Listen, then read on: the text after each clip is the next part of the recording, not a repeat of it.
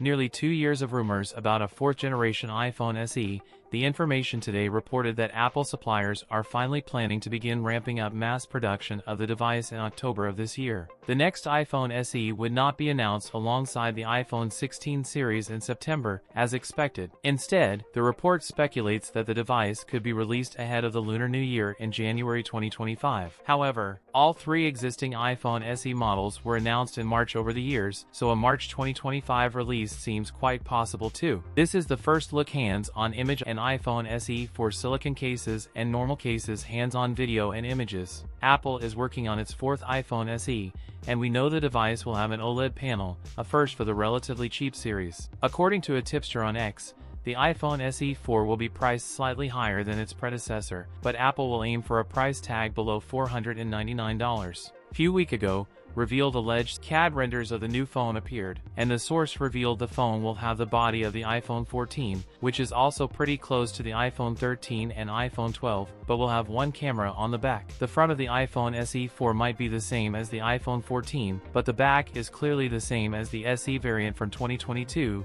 The big unknown is whether Apple will keep the dated 12MP sensor or will introduce a more powerful camera capable of night mode, which was missing last time. These CAD renders do not have an action button or mute switch next to the volume keys. Upcoming iPhone SE 4 come with 6.1-inch OLED panels. Now we hear the iPhone SE 4 will also use the iPhone 14's battery. This information comes from MacRumors.